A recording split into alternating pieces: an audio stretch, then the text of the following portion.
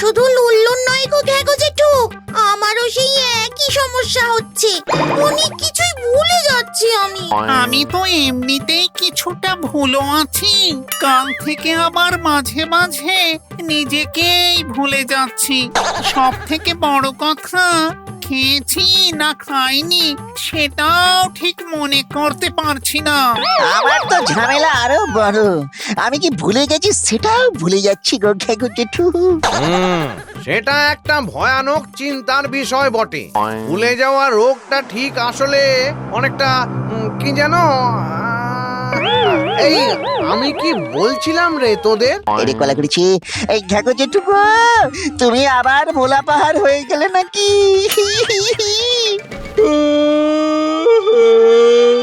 Hello Betal দাদা, এত high তুলছো যে বড়? এই পাহাড়ের কাছে এসে সবাই সব ভুলে যায়, তাই তো এর নাম ভোলা পাহাড়। এই ভোলা পাহাড় বলতে মনে পড়লো, আচ্ছা ঘ্যাগো জেঠু, আমি যখন ভোলা পাহাড়ে গিয়েছিলাম সেই সময় কিন্তু সব কিছু ভুলে গিয়েছিলাম। সেই ভোলা পাহাড় আবার পায়ে পায়ে আমাদের দিকে এগিয়ে আসেনি তো? এ নিয়ে চিন্তা নেই রে লুল্লু।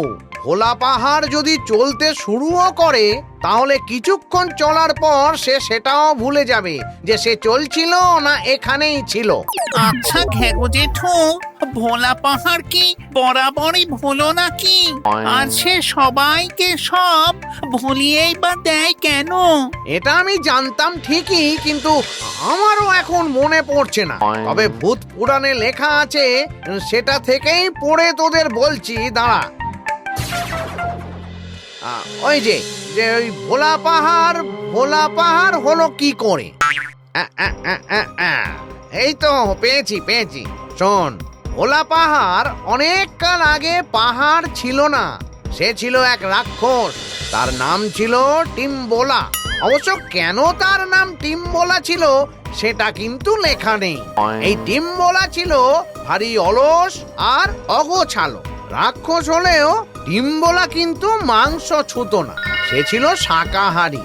ফল মূল আর শাকসবজি খেতেই সে ভালোবাসতো।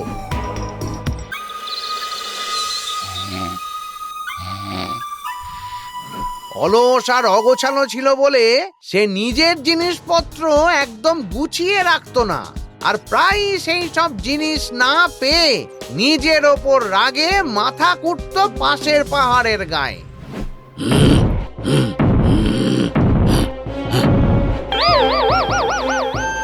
বল বল, আমি কোথায় রেখেছি আমার জিনিস? বল বল, কোথায় রেখেছি?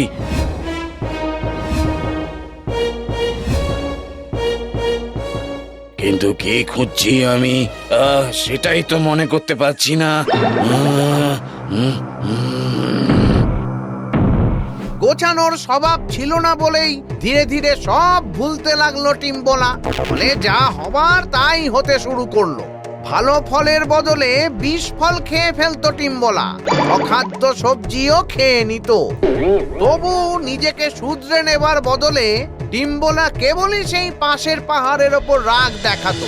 আর একদিন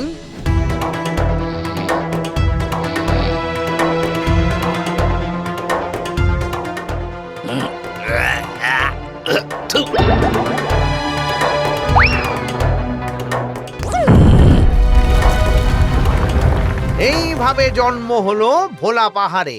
টিম্বোলার ভুলে যাওয়ার যে স্বভাব, সেই বাতাস যেহেতু ভোলা পাহাড়ের আশেপাশেই ঘুরে বেড়ায়, তাই ওখানে গেলেই সবাই সবকিছু ভুলে যায়। এভাবেই মুখে মুখে নাম হয়ে গেল ভোলা পাহাড়। কত মানুষ যে ওখানে গিয়ে পথ হারিয়ে বিপদে পড়েছে তার কোনো ইয়ত্তা নেই। শুধু একটাই ভালো খবর, যে এখন আর বেতাল ওই পাহাড়কে পাহারা দেয় না। দেখো, হয়তো বেতাল দাদা ভোলা পাহাড়ের কাছে থেকে থেকে নিজেই তাল হারিয়ে পাহারা দিতে ভুলে গেছে, আর তাল গাছে উঠে বসে কতাল বাজাচ্ছে। যা বলেছিস, পাতাল প্রবেশও করতে পারে। দাঁতাল হাতির পাল্লায় পড়তে পারে। আচ্ছা ঘ্যাগো জেঠু, ভোলা পাহাড়ের এই ভোলানো রোগ সারানোর কোনো উপায় নেই? নেই তা নয়, আছে তো বটেই। কিন্তু সেখানে গেলেই তো সবাই সবকিছু ভুলে যায়, কাজগুলো করবে কি করে? তাই বলে কি হাত পা গুটিয়ে বসে থাকলে হবে নাকি? কিছু তো একটা ক্যাপাকাইটিস ঘন চক্কর পাকাতেই হবে, তাই না?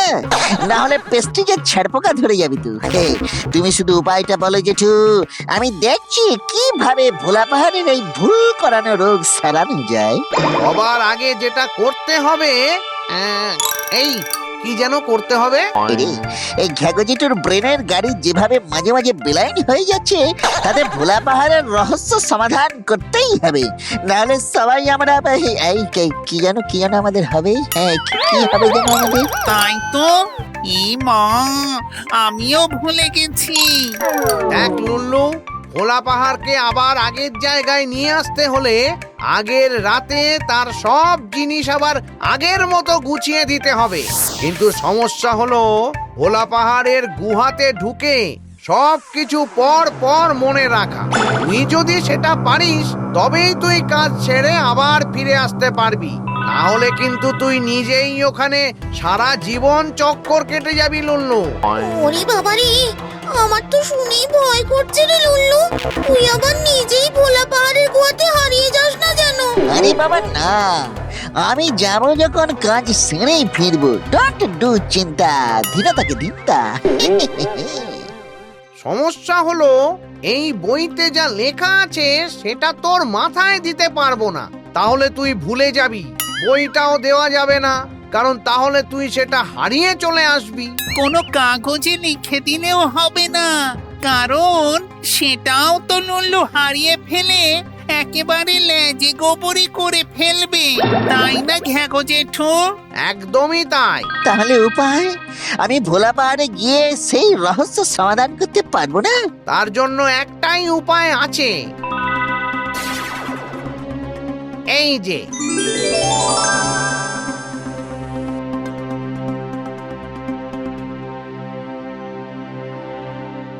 এইবার দেখ তো লুল্লু, লেখাগুলো পড়তে পারছিস কিনা?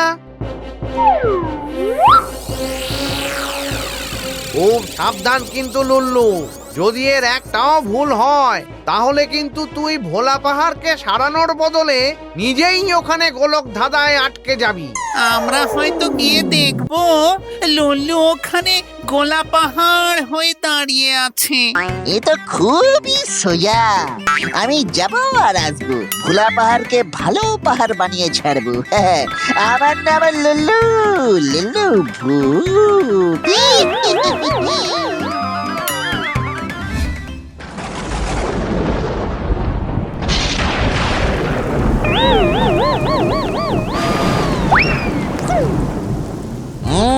মাথাটা ঝিমঝিম করছে, মানে ভোলা শুরু হয়ে গেছে। সব গুলিয়ে গুলবাহার হওয়ার আগেই দেখে নিতে হবে যে আমাকে শুরুতে ঠিক কি করতে হবে। খুব চিন্তা হচ্ছে রে শাকচুন্নি, লুল্লু সবকিছু ঠিক মতো পারবে তো? মানে বুকের আর পিঠের লেখাগুলো দেখে নিয়ে সব ঠিক মতো পালন করতে পারবে তো? যেমন ধর, শুরুতেই লুল্লু একটা হাতির মূর্তি পাবে, তো সেটার পিঠে উঠে তাকে বলতে হবে চল চল চল। হ্যাঁ হ্যাঁ, এতক্ষণে লুল্লু হয়তো সেই কাজ শুরু করে দিয়েছে। হ্যাঁ, লেখাগুলো এমন হয়ে গেল কি করে? অর্ধেক আছে, কিছুটা নেই। কোনো চিন্তা নেই, আমি ঠিক এর থেকেই বের করে নিতে পারবো। হ্যাঁ, এই তো লেখা আছে হাতি আর চল চল চল। হ্যাঁ,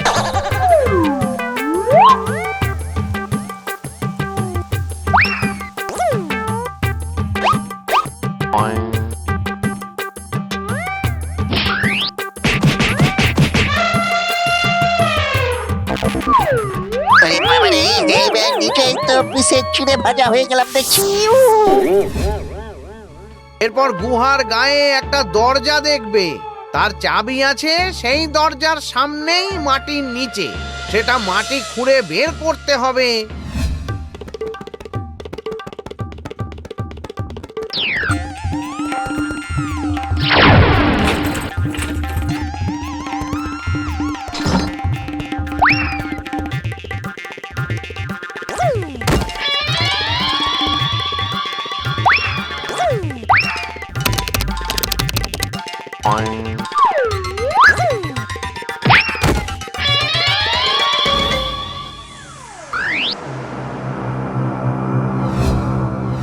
তারপর দরজা খুলে গেলে সেই দরজার মধ্যে মিলবে আর একটা অন্য চাবি। সেই চাবি দিয়ে এইবার টিম্বলার মূর্তির পেটের কাছে খোঁচা দিতে হবে। হ্যাঁ, বুঝেছি, এটা খুবই সোজা।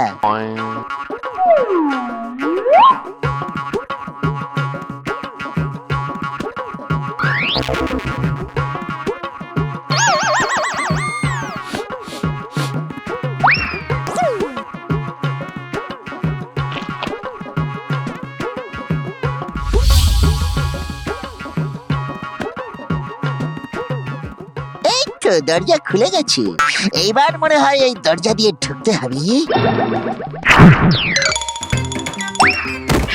এ কি রে লুল্লু, তুই উড়ে এলি কেন রে? তোর তো ভোলা পাহাড়কে ঠিক করার কথা ছিল। করেছি তো, একটু বেশি ঠিক করেছি। এই ভোলা পাহাড় আমাকে মানে ভালোবেসে এখানে ফিরিয়ে দিয়েছে।